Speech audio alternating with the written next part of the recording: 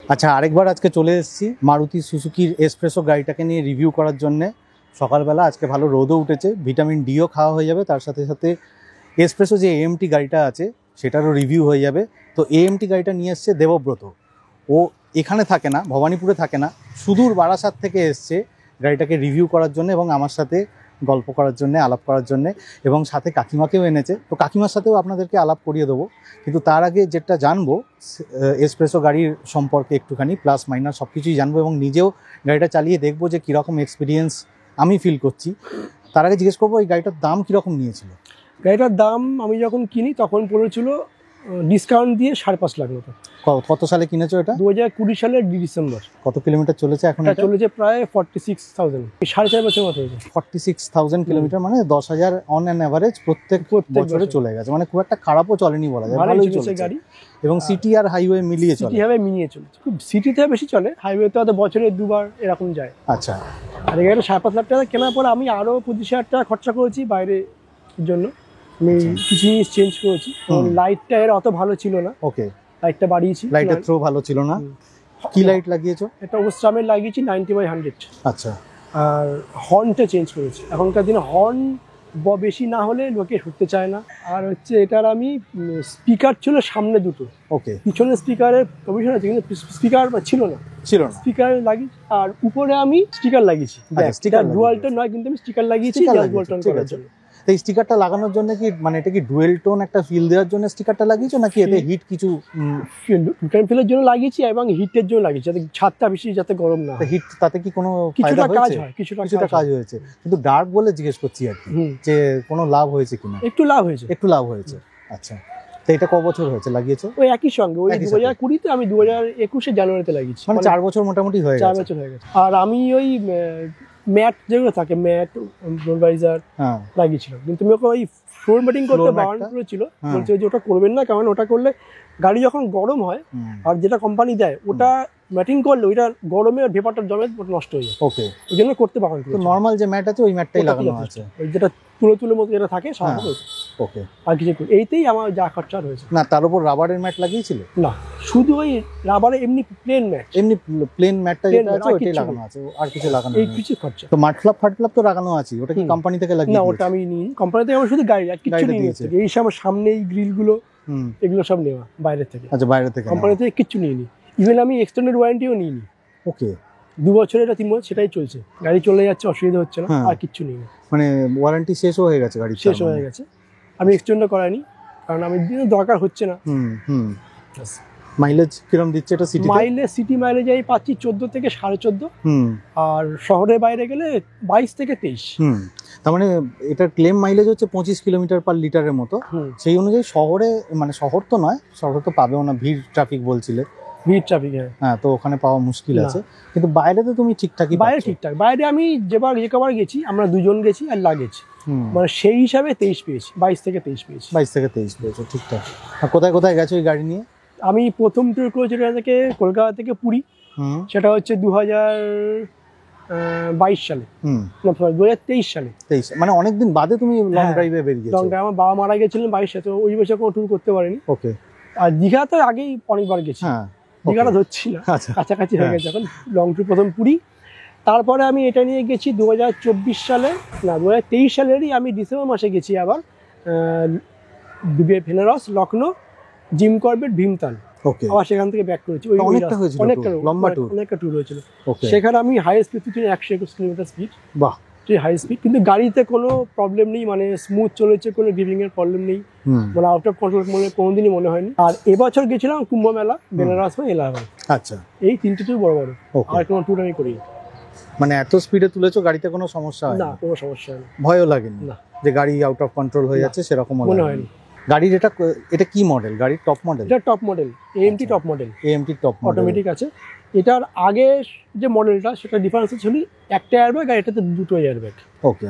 আর তার আগের সঙ্গে এটা তো আপনার ছিল 13 ইঞ্চি চাকা, এটা 14 ইঞ্চি চাকা। এটা 14 ইঞ্চি চাকা আছে। আর এটা হচ্ছে গিয়ে স্টেপনিটা 14 ইঞ্চি চাকা, মানে হুন্ডাই ক্ষেত্রে যেটা হয় স্টেপনিটা ছোট থাকে। হুন্ডাই কেন, আমরা অনেক কোম্পানি আছে 1 ইঞ্চি কম দিয়ে দেয়, সেটাতে আমার সুবিধা, আমি অল্টার করে গাড়ি চালাতে পারি।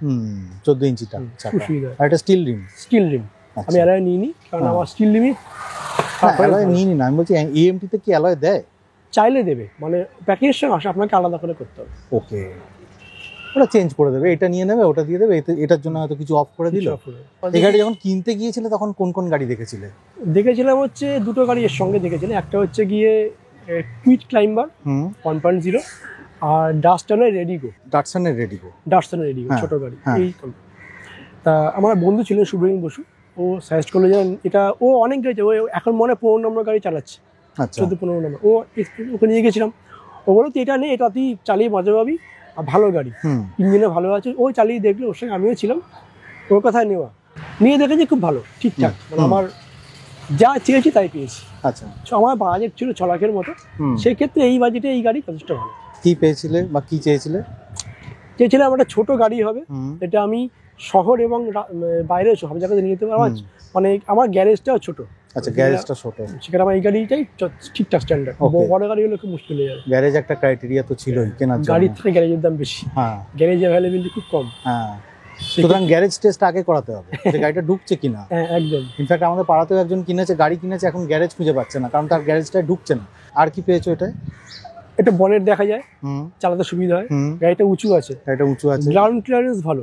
আমি পরে যখন দেখেছি, যখন কুম্ভ মেলায় গেছি, রাস্তায় প্রচুর জ্যাম, এমন হচ্ছে যে ডিভাইডার ক্রস করতে হচ্ছে, মানে এপার তো উপর যেতে হবে, কোনো প্রবলেম হয়নি। হয়তো 2-1 বার ঘটেছে, কিন্তু খুব সমস্যা হয়, খুব ভালো গাড়ি। যেহেতু আপনার এটা গাড়িটার হুইল বেস কম, গ্যাপ কম, সেক্ষেত্রে আরো সুবিধা হয়েছে। রাইট। আর তোমার যে শহরে যে বড় বড় বাম্পার গুলো আছে, সেগুলো বাম্পারে খুব একটা অসুবিধা হয় না। হ্যাঁ, এখন এটা সাসপেনশন একটা হার্ড সাসপেনশন, ঝাঁকুনি বেশি, আসতে চায় না, কোনো সমস্যা নেই। আর এটা তো এএমটি, এটা ম্যানুয়ালের মতো স্মুথ গিয়ার ওঠে না, চেপে রাখলে জার্ক মারে, সেক্ষেত্রে আস্তে আস্তে চলে যায় স্মুথ, কোনো প্রবলেম নেই। ল্যাগিং থাকে যদি আপনি প্রথম থেকেই পিকআপ বেশি দিয়ে রাখেন, কিন্তু যদি ওর মতো করে ছাড়তে দেন কোনো সমস্যা হয় না, একদম স্মুথ দাঁড়িয়ে যাবে। মানে গাড়িটার সাথে আপনাকে মানিয়ে নিতে হবে। ইনফ্যাক্ট সবাইকেই তাই, যে গাড়ি কিনুন না কেন, সেই গাড়ি যদি খুব পেপি ইঞ্জিন হয়, খুব ফাস্ট স্পিডে ওঠে, তাহলেও আপনাকে মানাতে হবে। আর যদি গাড়ি স্লোতেও মুভ করে, তাহলেও আপনাকে মানাতে হবে। আচ্ছা, এই গাড়িটা তো বেসিক্যালি তুমি গেছো আর কাকিমা গেছো, আমি আর মা গেছি। ম্যাক্সিমাম ক্ষেত্রে তাই যাওয়া হয়, কিংবা তুমি অফিসে গেলে আমি অনেকে চাই আমার সঙ্গে, 5 জনও গেছি। আচ্ছা, 5 জন গেছি, তাতে কোনো অসুবিধা হয় না? এটা অ্যাক্সিলারেশনে কোনো প্রবলেম হয় না। আচ্ছা, এবারে এসি ভেন্ট পিছন দিকে যেহেতু নেই, সামনে এসি ভেন্টে একটু গরমটা ফিল করে, তখন ফুল করলে তখন ঠিক হয়। কিন্তু 5 জন হলে কি হয়, মানে সাসপেনশনে একটু প্রবলেম হয়, সেটা খুব একটা অসুবিধা হয়। আচ্ছা, একটু হার্ড সাসপেনশন, বসে গিয়ে ঢাকাশ করে আওয়াজ হয়, কিন্তু খুব একটা প্রবলেম হয় না। আর এটা নিয়ে কখনো পাহাড়ে গেছো? পাহাড়ে গেছি, ভীমতালে পাহাড়ে উঠেছো, অসুবিধা হয়নি? কোনো অসুবিধা হয়নি, কিন্তু অফরোডিং তো রাস্তা ভালো ওখানকার, মানে এমন নয় যে খুব ভাঙাচোরা রাস্তা, সেরকম নয়, অসুবিধা হয়নি, খুব একটা অসুবিধা হয়নি। আর এর ক্ষেত্রে যে সেফটি ব্যাপারটা কখনো তোমার মনে কাজ করেছে, যে গাড়িটার সেফটি সত্যিই কম? মানে একবার আমার ঘটনা ঘটেছিল, যে একটা ভদ্রমহিলার যাচ্ছিলেন বাইকে করে, হঠাৎ আমার বাঁদিকে চলে আসে, তো উনার পায়ে লেগেছিল, তাতে আমার এখানে গর্ত হয়ে গেছিল, শুধু আর পায়ে লেগে। একটা ভদ্রমহিলার পায়ে লেগেছিল, কিন্তু সেই ক্ষেত্রে গাড়িতে সেফটি হিসেবে গাড়ি খুব একটা ভালো নয়। মানে পায়ে লাগার জন্য যে ড্যামেজটা হয়েছে, সেই ড্যামেজটা কিন্তু সিভিয়ার দেখতে লাগছিল বা হয়েছিল, তাই তো? হালকা, সেটাই পরে ঠিক করেছি, হালকা ডেন্ট হয়ে গেছে। আচ্ছা, হালকা ডেন্ট হয়ে গেছিল। এটা হচ্ছে, যদি টাটার মতো বডি না, যদি টাটার বডি আর মারুতি ইঞ্জিন হলে ভালো কম্বিনেশন হতো। টাটার বডি আর মারুতি ইঞ্জিন হলে খুব ভালো হতো। সব তো আর পাওয়া যাবে না, একটু সাবধানে চালিয়ে যদি যেতে পারেন, খুব একটা অসুবিধা হবে। তোমার সেটা কখনো ফিল হয়েছে যে এই গাড়িটার সেফটি কম, এটাকে একটু আস্তে চালানো দরকার? না, আমি রাস্তা বুঝে চালাই, কাজে সে ভিড়ভাড়টার মধ্যে বেশি জোরে চালানোর দরকারই পড়ে না। লংয়ে গেলে তখন রাস্তা ফাঁকা, তখন সে বুঝে চালাতে গেলে চলবে। ভগবান আশীর্বাদে আপাতত ঠিকঠাক গাড়ি চলেছে। গাড়ি তো 4-4.5 বছর হয়ে গেল, 46,000 কিলোমিটার চলেও গেছে।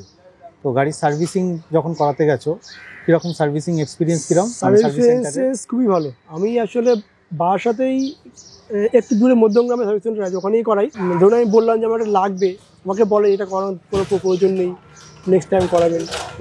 আচ্ছা, এই গাড়ির রেঞ্জটা করে, গাড়ির রেঞ্জটা করে, মানে যেখানে মনে করছো যে মানে জিনিসটা চেঞ্জ করার দরকার নেই, মারুতি থেকে বলেই দেয় যে এবারে চেঞ্জ করবেন না, পরের বারে দেখে নিয়ে তারপর চেঞ্জ করাটা ঠিক হবে। তারপরে ওদের ওখান থেকে ইন্স্যুরেন্স করানো আছে, কোনো প্রবলেম হয়নি। আমার সামনে বোমেলাতে গিয়ে কাঁচটা ক্র্যাক করেছিল, কাঁচ চেঞ্জ হয়ে গেছে, বাঁদিকের ডেন চেঞ্জ হয়ে গেছে, কোনো রকম ক্লেম নিয়ে কোনো সমস্যা হয়নি। আচ্ছা, যেহেতু সার্ভিসিং সেন্টার থেকেই আমার ইন্স্যুরেন্সটা করা আছে, কোনো সমস্যা হয়নি। আর বুট স্পেস নিয়ে কোনো? বুট স্পেস আমার ঠিক আছে, দুজন যখন যাই মালপত্র, আর দুজন গেলে কি পিছন সিটে ফাঁকাই থাকে, অসুবিধা হয়। পিছন সিটেও লাগেজ রেখে দাও, আর বুট স্পেসেও মোটামুটি দুটো বড় ব্যাগ, দুটো ছোট ব্যাগ ধরে যাবে। একটু উঁচু হয়, তুলে ধরতে হবে, মানে একটু কিন্তু এমনি কোনো জায়গায় ঠিক আছে, অসুবিধা হয়। আচ্ছা, দেবব্রতকে তো জিজ্ঞেস করলাম গাড়ি সম্পর্কে, এবার গাড়িটা চালিয়ে দেখবো যে আমার এক্সপিরিয়েন্সটা কীরকম। চলুন গাড়িতে। তো আমরা এখন গাড়িতে চলে এসেছি। এবার গাড়িতে দুটো মোড আছে, একটা হচ্ছে ড্রাইভ মোড আর একটা হচ্ছে রিয়ার মোড, মানে পেছন দিকে ব্যাক গিয়ার করার সময় লাগবে। তো এখন আমি ড্রাইভ মোডে দিয়ে দিয়েছি। এতে যথারীতি ক্লাচ নেই, তো সেই জন্য অ্যাক্সিলেটার চিপে চিপেই স্পিডটা বাড়াতে হবে। এএমটি গাড়ি, তো এতে একটা হালকা, মানে অন্য গাড়িতে যেরকম হয় কি গিয়ার চেঞ্জ করার ব্যাপার থাকে, এতে তো গিয়ার চেঞ্জ করার ব্যাপার নেই, ভেতর থেকেই গিয়ারটা চেঞ্জ হতে থাকে। তো ওই জন্য এতে একটা হালকা জার্কিং হয়, সেই জার্কিংটা নেগলিজেবল। হ্যাঁ, ওটা একদম নেগলিজেবল যেটা পাচ্ছি। এই যে এখন একটা থেমে গিয়ে এগোলো, হ্যাঁ ওই যে থার্ড থেকে ফোর্থ, হ্যাঁ এবারে ওটা একটু জার্কিং হয়, এবারে এখানে দেখাতেও থাকছে সেই জিনিসটা। হ্যাঁ, এখানে ফোর্থ দেখাচ্ছে, মানে এখন 4 নম্বর গিয়ারে চলছে। এবার আমি এটা ব্রেক কষলাম, ব্রেক কষতে কষতে এটা 2 নম্বর 1 নম্বর গিয়ারে চলে এলো। এটা যেহেতু একটু ছোট গাড়ি, আমি জানি না কেন আমার যেন মনে হচ্ছে একটু পাটা ঠেকছে, তো আমি লম্বা বলে কিংবা সিটটা অ্যাডজাস্ট করে বসে নিয়ে হয়তো ঠিক হয়ে যাবে। সিটটা একটু অ্যাডজাস্ট করে দেখা যেতে পারে সামান্য চালাতে চালাতে। হ্যাঁ ঠিক আছে, এবার একটু ঠিক আছে আগের থেকে। তুমি অতটা পিছনে সত্ত্বেও আমার পিছনে দেখো হাঁটুর সঙ্গে প্রায় 6 ইঞ্চি বেশি গ্যাপ আছে, মানে ভিতরে স্পেস প্রচুর। মানে আমার হাইট হচ্ছে 5 ফুট 8 ইঞ্চি, তো ও যে পেছনে বসেছে আমি তো আমার মতো করে সিটটাকে একটু পিছিয়ে নিয়েছি, কিন্তু তা সত্ত্বেও ওর যে জায়গাটা আছে হাঁটুটা যেখানে শেষ হচ্ছে তারপরও 6 ইঞ্চির মতো জায়গা আছে বলছো। হ্যাঁ, অনেকটাই বেশি জায়গা আছে, আর উপরে হেড স্পেসও প্রচুর। কাকিমার এক্সপিরিয়েন্স একটু শুনবো, যে গাড়িটা চড়ে কিরকম এক্সপিরিয়েন্স, সেটা যদি একটু শেয়ার করেন। এই গাড়িতে চড়ে আমি, দেবব্রত আমার ছেলে, আমি অনেক জায়গায় ঘুরেছি, খুব আনন্দ করে ঘুরেছি, আমার কোনো অসুবিধাই হয়নি। আমি রাত্রেও ও গাড়ি ড্রাইভ করেছে, তাতে আমার কোনো শরীর খারাপ বা আদার্স কোনো কিছুই হয়নি। খুব ভালো লাগে আমার ওর সাথে লং ড্রাইভে যেতে। মানে এতটাই কমফর্ট গাড়িতে যে কোনো শরীর খারাপ বা কিছু হওয়ার চান্স খুবই কম। আমার তো খুব এনজয় করে আমার সঙ্গে ঘুরতে, খুব আমার আনন্দ লাগে। এমন হচ্ছে রাত্রিবেলা আমি সামনের সিটে ঘুমিয়েছি, মা পিছনের সিটে ঘুমিয়েছে, কোনো সমস্যা হয়নি। সেটা কখন হয়েছিল? কুম্ভ যাওয়ার সময় আমরা পাম্পে রাত্রে ছিলাম, সেক্ষেত্রে রাতে চালাইনি গাড়ি। রাস্তায় প্রচুর এতটাই জাম ছিল যে আর পাম্পে রেস্ট নিয়ে নিয়েছি।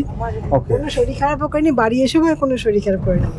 যে গাড়িতে এতটা জার্নি করেছি, পা ফোলা বা অন্য কিছুই হয়নি, মানে কোমরে ব্যথা বা পিঠে ব্যথা কিচ্ছু হয়নি। আর সামনের সিটটা খুব সুন্দর, অনেকটা পা ছড়িয়ে বসা যায়, খুব ভালো লাগে। জেনারেলি তো আপনাদের সামনেই বসেন, তো পেছনে তো বসার ব্যাপার থাকে না। আর পেছনের সিটটা এখন বসে কিরকম লাগছে? পেছনের সিটও ভালো, এখানেও বসি, কম বসা হয়। ওভারঅল এক্সপিরিয়েন্স আপনি ভালোই বলতে চান। আর এই গাড়ির প্লাস পয়েন্ট কি, নেগেটিভ পয়েন্ট কি? হ্যাঁ, মোটামুটি প্লাস পয়েন্ট গুলো শুনেছি যে এতে 14 ইঞ্চি টায়ার আছে, এছাড়া আপনার টায়ারের গ্রিপ ভালো, বনেট দেখা যায়। আর নেগেটিভ পয়েন্ট বলতে গাড়িতে এটা টপ মডেল, তা সত্ত্বেও গাড়ির পিছনের উইন্ডোটা ম্যানুয়াল, মানে হাতল ঘুরিয়ে তুলতে হয়। পুরোনো দিনের মতো, শুধু সামনের উইন্ডোগুলোতে অটোমেটিক করা আছে। আচ্ছা, এখানে পিছনে রেয়ার ওয়াইপার বা ডিফগার নেই, যেটা একটু সমস্যা হয় যখন খুব বৃষ্টি হয়, কাদা কাদা হয়, তখন দেখা যায় না, তখন গাড়ি থামিয়ে মাঝে মাঝে মুছে নিতে হয় কাঁচ। তো এটা অ্যাডজাস্ট করে নিয়েছি, কারণ যদি চালাচ্ছি গাড়ি অ্যাডজাস্ট হয়ে গেছে, কিন্তু এটা একটু দেওয়া দরকার ছিল। অ্যাটলিস্ট পিছনে উইন্ডোগুলোকে ম্যানুয়ালি না করে অটোমেটিক করলে ভালো হতো। গাড়িটা জার্কিংটা একটু বেশি, হ্যাঁ, যেহেতু গাড়িটার গ্রাউন্ড ক্লিয়ারেন্স বেশি, সেই তুলনায় গাড়িটাতে একটু বডি রোল আছে। শকার একটুখানি হার্ড, কারণটা হচ্ছে গিয়ে হয়তো ছোট গাড়ি বলেই হয়তো করেছে, জানি না কি কারণ, আমার বললাম শকারটা একটু হার্ড আছে। কিছু চেঞ্জ করতে হয়েছে সাসপেনশন বা সাসপেনশনের কাজ আমি একবার করিয়েছিলাম, যেবার আমি লখনৌ গেলাম সেবার। তার আগে ওরা বললো আপনি সাসপেনশনের কাজটা করে নিন, তাহলে আপনার গাড়ির মুভমেন্টটা ভালো হবে। তো সেবারই একবার সাসপেনশনের কাজ ওরা সাসপেনশনটা পুরো খুলে অয়েলিং করে দিয়েছিল, সাসপেনশন চেঞ্জ করেনি।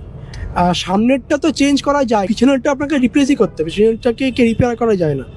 সামনেরটাকে তাও রিপেয়ার করে মানে ঠিকঠাক করা যায়, সেক্ষেত্রে বলে আমার দরকার নেই, এখন শুধু অয়েলিং করে দিলেই হবে। এটা করেছিল, তাছাড়া আর ওই একবারই আর করতে হয়নি। হয়তো দূরে ঘুরতে না গেলে হয়তো ওটা করতে হতো না, দিব্যি চলে যেত হয়তো। আর কোনো কাজ? আর কোনো কাজ আমি ভিতরেই যে লাইটটা একটাই লাইট, পুরোটা আসে না, তা সেক্ষেত্রে প্রথম ছিল হলুদ রঙের লাইট, কেবিন লাইট যেটা আছে সেটা আমি এলইডি করে সাদা লাইট করে নিয়েছি একটু আলোটা ছড়ায় তার জন্য। আচ্ছা। আর যেটা ওই সামনে সানগার্ড দুটো আছে, ওখানে কোনো রকম ভ্যানিটি মিরর নেই, দরকার হয় না যদিও। সানগ্লাস হোল্ডারও নেই। তো এগুলো কি কখনো মনে হয়েছে আপনার যে এগুলো নেগেটিভ পয়েন্ট? না, নেগেটিভ পয়েন্ট নয়, ট্র্যাকশন কন্ট্রোলটা এখনকার মডেলটা দিচ্ছে, তখন ছিল না। কিন্তু আমি তা ছাড়াও চালিয়েছি, অসুবিধা খুব একটা হয়নি। মানে আমি কাদাতেও চালিয়েছি, যেবার আমি এতে ঘুরতে গেলাম ওই জিম করবেটে, সেখানে কুয়াশার সঙ্গে হালকা কাদাও ছিল, ঠিক আছে, মানে খুব একটা প্রবলেম হয়নি। ট্র্যাকশন কন্ট্রোল তো অনেক ভালো ভালো গাড়িতেও থাকে না, সেটা এখন এই মডেলটা, এই গাড়ি মডেলে দিচ্ছে এখন। আচ্ছা, এই মডেলে আসছে এখন। ওকে, আচ্ছা, এবার এই গাড়িটা কিরকম চলে সেই প্যাটার্নটা একটুখানি দেখে নি। 1 নম্বর গিয়ার আছে, 17, 18 2 নম্বর গিয়ার হয়ে গেল গাড়ি, 26, 27 অব্দি যাচ্ছে, 3 নম্বর গিয়ার, 29-এ গিয়ে হলো।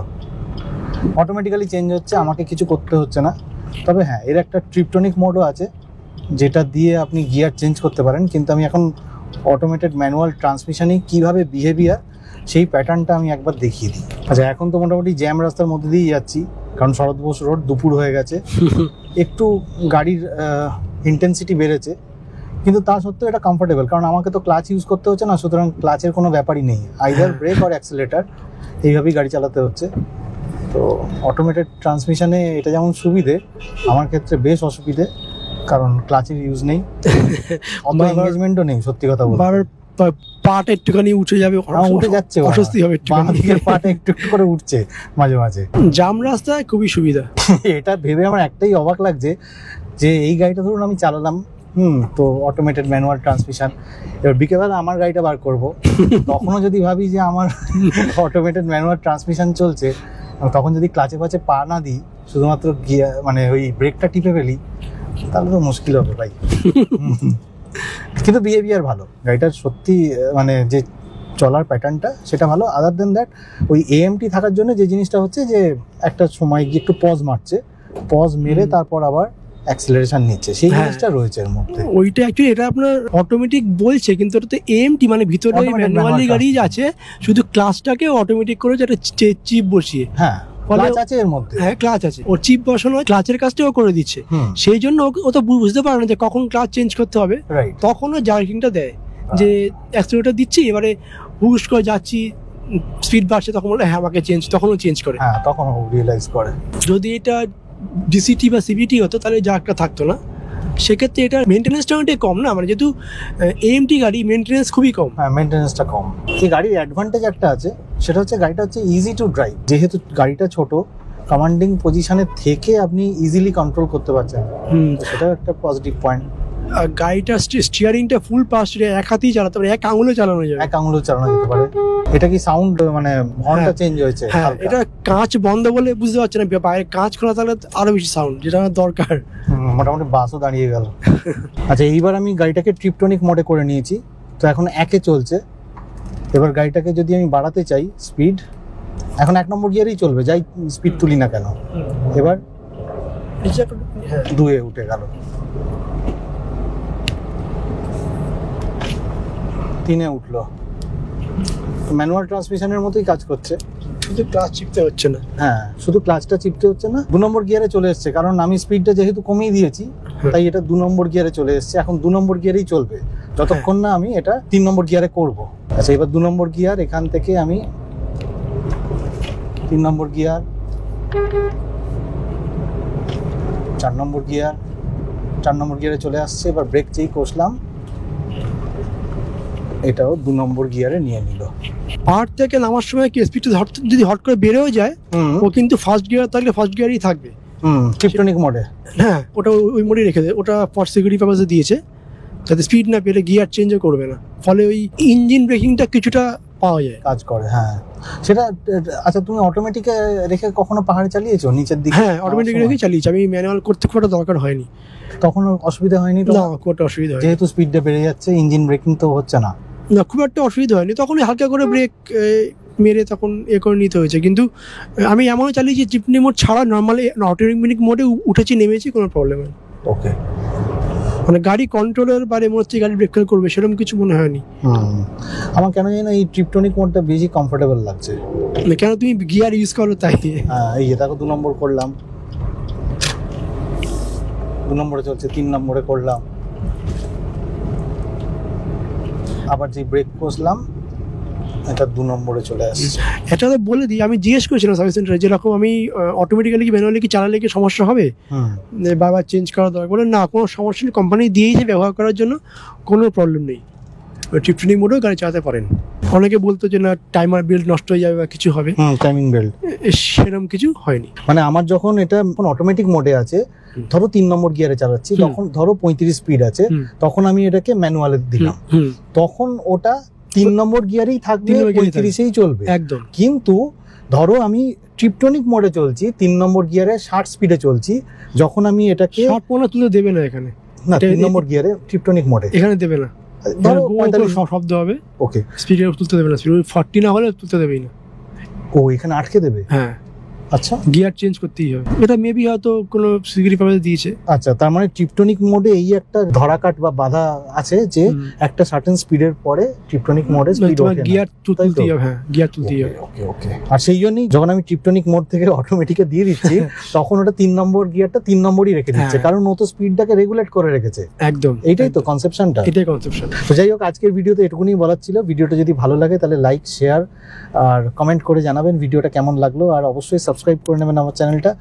আর দেবব্রত এসছে সুদূর বারাসাত থেকে, অনেকটা রাস্তা, খুব ভালো লাগলো আজকে, আমার কাকিমার সাথেও আলাপ করে ভালো লাগলো, এতটা ট্রাভেল করে ওনারা এসছেন। আর ভিডিওটা এখানেই শেষ করলাম। যারা 4 হুইলার চালান তারা সিট বেল্ট পরবেন, যারা 2 হুইলার চালান হেলমেট পরবেন। খুব ভালো থাকবেন। দেবদার ভিডিও খুব দেখি, এত ইনফরমেশন থাকে এই ভিডিওর মধ্যে যে যারা দেখেন তারা সত্যি খুব উপকৃত হবেন। আমিও দেখি, আমি মানে কি বলবো আর, এত সুন্দর ভিডিও দেবদা বানান, I really like it. Thank you, Devda. Thank you.